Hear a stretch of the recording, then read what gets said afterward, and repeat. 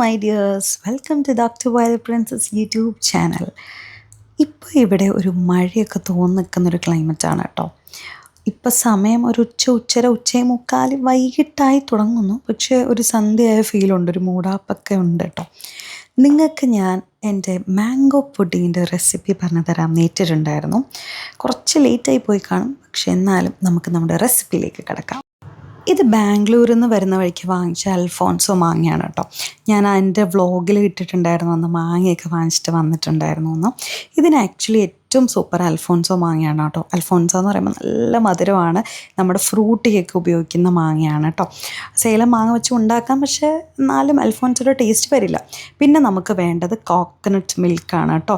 തേങ്ങാപ്പാൽ പിഴിഞ്ഞുണ്ടാക്കാം, അല്ലെങ്കിൽ നിങ്ങൾക്ക് കോക്കനട്ട് മിൽക്കോ കോക്കനട്ട് മിൽക്കിൻ്റെ സാഷോ എന്താണെന്ന് വെച്ചാൽ വാങ്ങിക്കാം. പിന്നെ വേണ്ടത് ബ്രെഡാണ്.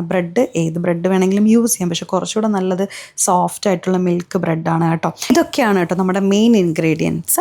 ഇനി നമുക്ക് ഈ മാംഗോ ഒന്ന് കടിക്കുന്ന ഭാഗത്തിന് കട്ട് ചെയ്ത് വെക്കാം. അത്യാവശ്യം ഭയങ്കര സോഫ്റ്റ് മാംഗോ ആയിരുന്നു കേട്ടോ. പിന്നെ നമുക്ക് കുറച്ച് പ്യൂരി പോലെയും ഇതുപോലെ മിക്സിയിൽ അടിച്ച് വെക്കണം, കുറച്ചൊന്ന് നമുക്ക് ഫ്രണ്ടിൽ സ്പ്രെഡ് ചെയ്യാൻ വേണ്ടിയിട്ട്.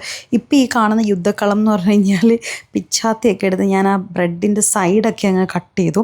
എന്നിട്ട് കോക്കനട്ട് മിൽക്ക് നമ്മളൊരു ഗ്ലാസ്സിലേക്ക് ഒഴിച്ച് വെച്ചിട്ട് അതിനകത്ത് ഞാൻ കുറച്ച് ചിയാ സീഡ്സ് ഇടുന്നുണ്ട്. കാരണം ചിയാ സീഡ്സ് നമുക്ക് കുറച്ച് നേരം സോക്ക് ചെയ്ത് വെക്കുമ്പോൾ അതൊന്ന് പൊങ്ങി വരും.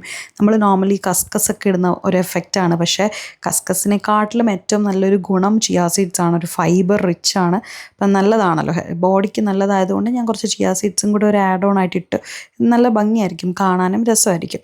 അപ്പോൾ നമുക്ക് ചിയാ സീഡ്സ് ഞാൻ ഈ കോക്കനട്ട് മിൽക്കിനകത്ത് കുറച്ച് നല്ലോണം മിക്സ് ചെയ്ത് ഇങ്ങനെ വെക്കുകയാണ്. അപ്പോഴത്തേക്ക് ഇതൊന്ന് ജസ്റ്റ് ഒന്ന് പൊങ്ങി വരും, അതായത് അതിനകത്ത് നിന്ന് സോക്ക് ചെയ്തൊന്ന് വരും. പിന്നെ ഞാൻ എടുത്ത് വെച്ചിരിക്കുന്നത് കുറച്ച് റേസിൻസ് ആണ് കേട്ടോ. ബ്ലാക്ക് റേസിൻസ് എന്ന് പറയുമ്പോൾ നമ്മുടെ ഉണക്കമുന്തിരി ഞാൻ എടുക്കുന്നുണ്ട്. കാരണം നട്ട്സ് തീർന്നു പോയി. നട്ട്സ് അതായത് കാഷ്യോ വാൾനട്ടൊക്കെ ഉണ്ടെങ്കിൽ നല്ലതാണ് കേട്ടോ. അതെന്ത് വേണമെങ്കിലും നിങ്ങൾക്ക് ഇതിനകത്ത് ആഡ് ചെയ്യാം. ഞാനിപ്പം ഇല്ലാത്തത് കൊണ്ട് ഇന്ന് ഉണക്കമുന്തിരി വെച്ച് അഡ്ജസ്റ്റ് ചെയ്യാമെന്ന് വിചാരിച്ചു. അതെങ്ങനെയാണെന്ന് ഞാൻ ഇതുവരെ കഴിച്ചിട്ടില്ല. എന്തായാലും ഇന്ന് ഞാൻ പരീക്ഷിച്ചിട്ട് പറയാം. ഇതിപ്പോൾ ഞാൻ ചെയ്യുന്നതെന്ന് വെച്ച് കഴിഞ്ഞാൽ ഒരു ലെയർ ഓഫ് ബ്രെഡ് ഞാനിങ്ങനെ കുഞ്ഞായിട്ട് കട്ട് ചെയ്ത് വെച്ചു. അതിന് വലിയ ഷേപ്പൊന്നുമില്ല കേട്ടോ, കഴിച്ചാൽ പോരെയെന്ന് വിചാരിച്ചു. എന്നിട്ട് ഞാൻ കോക്കനട്ട് മിൽക്ക് ഈ ചിയാ സീഡ്സോട് സോക്ക് ചെയ്തത് ഇങ്ങനെ ഒഴിച്ചു. അതിനുശേഷം മാംഗോ ഇങ്ങനെ സ്പ്രെഡ് ചെയ്ത് കൊടുക്കുകയാണ്. ഈ പ്യൂരി ആദ്യം ഇങ്ങനെ സ്പ്രെഡ് ചെയ്യുകയാണ് കേട്ടോ. നല്ല രസമായിട്ട് ഇങ്ങനെ സ്പ്രെഡ് ചെയ്ത് കൊടുക്കുക. അത് അത്യാവശ്യം അതിനകത്തോട്ട് ഇങ്ങനെ ഇറങ്ങണം. അപ്പോൾ നമുക്കിങ്ങനെ ഓരോ ലെയറായിട്ടാണ് കേട്ടോ നമ്മൾ വെച്ച് കൊടുക്കുന്നത്.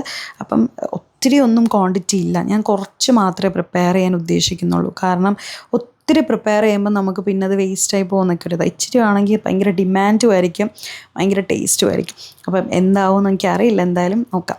അപ്പം മാംഗോ പീസസും കൂടെ കട്ട് ചെയ്ത്, വലിയ ഷേപ്പൊന്നുമില്ല കേട്ടോ, പറ്റുന്ന പോലെയൊക്കെ കട്ട് ചെയ്ത് വെച്ചിട്ടുണ്ട്. പിന്നെ ഞാനിങ്ങനെ ബ്രെഡിൻ്റെ സൈഡൊക്കെ കട്ട് ചെയ്തിട്ട് നെക്സ്റ്റ് ലെയർ ഇങ്ങനെ വെച്ച് കൊടുക്കുകയാണ്.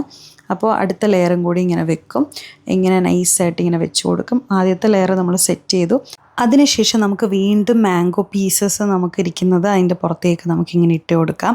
ഇട്ട് കൊടുത്ത് പിന്നെയും ഒന്ന് ലെയറാക്കി കുറച്ചെല്ലാം ഈവനായിട്ടൊന്ന് സ്പ്രെഡ് ചെയ്ത് കൊടുക്കുക. അത് അത്യാവശ്യം എല്ലാം സെറ്റ് ചെയ്തതിന് ശേഷം നമുക്ക് വീണ്ടും കോക്കനട്ട് മിൽക്ക് വീണ്ടും അതിൻ്റെ മുകളിലേക്ക് ഒഴിച്ചു കൊടുക്കാം. ഇപ്പോൾ അത്യാവശ്യം ആ ചിയാ സീഡ്സ് അതിൻ്റെ ഉള്ളിൽ ഇരുന്ന് അത്യാവശ്യം ഒന്ന് സോക്കായിട്ടുണ്ട്. ഭയങ്കര അടിപൊളിയായിട്ട് സോക്കായിട്ടൊന്നുമില്ല, എന്നാലും അത്യാവശ്യം എനിക്കൊന്ന് ഇനി ഇരിക്കുമ്പോഴത്തേക്ക് അതൊന്ന് വലുതായിക്കോളും. അപ്പം അങ്ങനെ ഒന്നും കൂടെ ഒരു ലെയറും കൂടെ ഒഴിച്ചു കൊടുക്കുക. കുറച്ചേ കോക്കനട്ട് മിൽക്ക് ഉണ്ടായിരുന്നുള്ളൂ കേട്ടോ, അപ്പോൾ ഞാൻ നല്ല രീതിയിൽ ഉള്ളതെല്ലാം ഊറ്റി ഒഴിക്കുന്നുണ്ട്. പക്ഷേ മാംഗോ പീസസ് അത്യാവശ്യം ഉണ്ടായിരുന്നു. ഞാൻ വലിയ 3 മാങ്ങ എടുത്തല്ലോ, നല്ല പഴുത്ത മാങ്ങയായിരുന്നു കേട്ടോ. അപ്പോൾ അത്യാവശ്യം പീസസ് ഉണ്ട്. അപ്പോൾ ഇതിങ്ങനെ ഉള്ളിലേക്ക് ഇറങ്ങി ഈ കോക്കനട്ട് മിൽക്കും ഈ ബ്രെഡും ഇതൊക്കെ കൂടെ സെറ്റ് ചെയ്യുമ്പോൾ ഭയങ്കര ടേസ്റ്റാണ് കേട്ടോ. ട്രസ്റ്റ് മീ ഗൈസ്, ഇത് ഭയങ്കര സൂപ്പർ ടേസ്റ്റാണ്. അത് എനിക്ക് ഭയങ്കര കോൺഫിഡൻസ് ഉള്ളൊരു സംഭവമാണിത്. വലിയ പണിയൊന്നുമില്ല, പക്ഷേ നല്ല ടേസ്റ്റാണ്. സത്യത്തിൽ ഇതിൻ്റെ ഒരു ടേസ്റ്റ് എന്ന് പറയുന്നത് നമ്മളുടെ മാംഗോ സെലക്ട് ചെയ്യുന്നതിനനുസരിച്ചിരിക്കും കേട്ടോ. ഈ സേലം മാങ്ങയിലൊക്കെ ഞാൻ ഉണ്ടാക്കി നോക്കിയിട്ടുണ്ട്.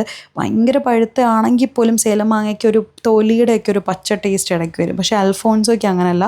അൽഫോൺസോ എന്ന് പറഞ്ഞാൽ ഓ ഗോഡ് സൂപ്പർ ടേസ്റ്റാണ്. നമ്മൾ കിങ് എമോങ് ഫ്രൂട്ട്സ് എന്നാണല്ലോ മാംഗോനെ പറയുന്നത്. ഇത് വേറെയൊക്കെ ഫ്രൂട്ട്സ് വെച്ച് നമുക്ക് പുഡിങ് ഉണ്ടാക്കാമായിരിക്കും, പക്ഷേ മാംഗോ വെച്ചുണ്ടാക്കുമ്പം എസ്പെഷ്യലി എപ്പോഴും നമുക്കിങ്ങനെ പഴുത്ത മാങ്ങ കിട്ടാറില്ല. അതും അൽഫോൺസോ അത്യാവശ്യം വിലയാണ്. അപ്പം നമ്മൾ ബാംഗ്ലൂരിൽ നിന്ന് വരുന്ന വഴിക്കാണ് ഞങ്ങൾക്ക് വളരെ ചീപ്പായിട്ടാണ് നമുക്ക് അൽഫോൺസോ കിട്ടിയത്. അപ്പോൾ ഞാനിങ്ങനെ വെച്ചിരുന്നതാണ് ഇത് വെച്ച് ഒരു മാംഗോ പുഡിംഗ് സെറ്റാക്കണം എന്നുള്ളത്. അപ്പം എനിക്ക് ലാസ്റ്റ് ഇങ്ങനെ ഒന്നും കൂടി ഒഴിക്കാനൊന്നും കിട്ടിയില്ല. എന്തായാലും അവസാനം ഞാൻ പ്യൂരിയും കൂടി വെച്ച് സെറ്റ് ചെയ്തു. അതിനുശേഷം എൻ്റെ ബ്ലാക്ക് റേസിൻസ്, അതായത് ഉണക്കമുന്തിരി ഞാനിങ്ങനെ വിതറിക്കൊടുക്കുകയാണ്. സത്യം പറഞ്ഞാൽ നല്ല രസമായിരുന്നു കേട്ടോ കാണാൻ. ഞാനിത് ഉണക്കമുന്തിരി ഇട്ട് കഴിച്ചിട്ടില്ലാത്തതുകൊണ്ട് സൂപ്പറായിരിക്കുമെന്നൊന്നും എനിക്ക് അറിയില്ലായിരുന്നു, പക്ഷേ നല്ല രസമായിരുന്നു കാണാൻ. അപ്പോൾ എന്തായാലും ഇത് ആക്ച്വലി ഒരു അടിപൊളി കോമ്പിനേഷൻ ആണ്. വളരെ സിമ്പിളായിട്ട് നിങ്ങൾക്ക് ഉണ്ടാക്കാൻ പറ്റുന്നൊരു സാധനമാണ് കേട്ടോ. എല്ലാവരും ഒന്ന് ട്രൈ ചെയ്ത് നോക്കണം. ഇതിൻ്റെ റിസൾട്ട് ടേസ്റ്റ് ചെയ്തത് എങ്ങനെയായിരുന്നു എന്നൊക്കെ എൻ്റെ ബർത്ത്ഡേ വ്ളോഗിൽ എൻ്റെ കസിൻസ് ദേവും നന്ദുവും ഒന്ന് ടേസ്റ്റ് ചെയ്യുന്ന സംഭവം വീഡിയോ അതിനകത്തുണ്ട്. നിങ്ങളെല്ലാവരും അത് കാണണം. അത് സത്യം പറഞ്ഞാൽ കിടിലൻ ടേസ്റ്റ് ആയിരുന്നു. നമുക്ക് ഈ ഐസ്ക്രീം കഴിക്കില്ലേ, അച്ഛനൊക്കെ ചോദിച്ചത് ഐസ്ക്രീം ആണോ എന്ന് വരെ ചോദിച്ചു. കാരണം അത്രയും ഐസ്ക്രീമിൻ്റെ ഒരു ഫീലും മധുരവും ഒക്കെയാണ് നമുക്ക് കിട്ടുന്നത്. ഞാൻ ഇതിനകത്ത് നിങ്ങൾക്ക് ശ്രദ്ധിച്ചറിയാം, ഞാൻ ഒരു ഷുഗറും ആഡ് ചെയ്തിട്ടില്ല. ഇത് പക്കായിട്ട് ഹെൽത്തി ആയിട്ടുള്ളൊരു സാധനമാണ്.